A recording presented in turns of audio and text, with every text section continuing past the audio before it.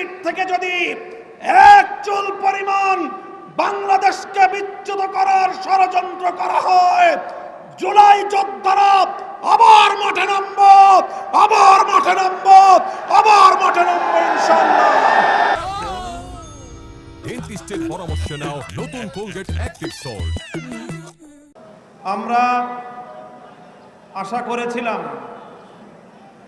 বহু রক্ত, জীবন, অনেক অশ্রু আর ঘামের বিনিময়ে অর্জিত জুলাই বিপ্লব পরবর্তী বাংলাদেশের মানুষ তাদের ব্যালটের অধিকার ফিরে পাবে, কিন্তু দুর্ভাগ্যজনকভাবে মানুষের ব্যালটের অধিকারের সাথে নির্মম তামাশা করা হয়েছে।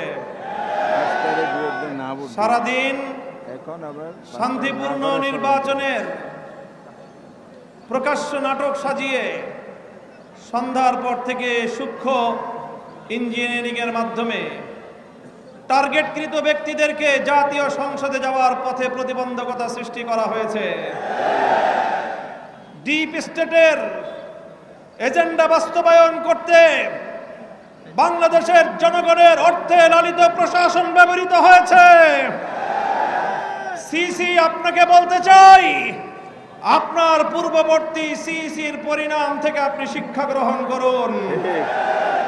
আমরা যে আপত্তি জানিয়েছি, সঠিক তদন্তের মাধ্যমে জনগণের ব্যালটের অধিকার যদি ফিরিয়ে না দেন, বাংলার মানুষ জোর করে তাদের অধিকার কেড়ে নেবে ইনশাআল্লাহ। আপনাদের এই প্রহসনের প্রতিবাদ করার পর গোটা বাংলাদেশ জুড়ে আমাদের 11 দলীয় নির্বাচনী ঐক্যের নেতা কর্মী সমর্থকদের উপর যেই পৈশাচিকতা চালানো হচ্ছে, আমাদের বোনদেরকে ধর্ষণ করা হয়েছে, আমাদের মা বোনদের শ্লীলতাহানি শুধু নয়, তাদেরকে শারীরিকভাবে লাঞ্ছিত করা হয়েছে, আমাদের বাড়ি ঘরে অগ্নিসংযোগ করে বাংলাদেশে আবার নতুন করে ফ্যাসিবাদ ফিরিয়ে আনবার পায়ে তারা চালানো হচ্ছে। মনে রাখবেন, রক্ত দিয়ে যে জুলাই বিপ্লব হয়েছে, সেই বাংলাদেশে আর কোনোদিন ফ্যাসিবাদ ফিরে আসতে পারবে না ইনশাআল্লাহ।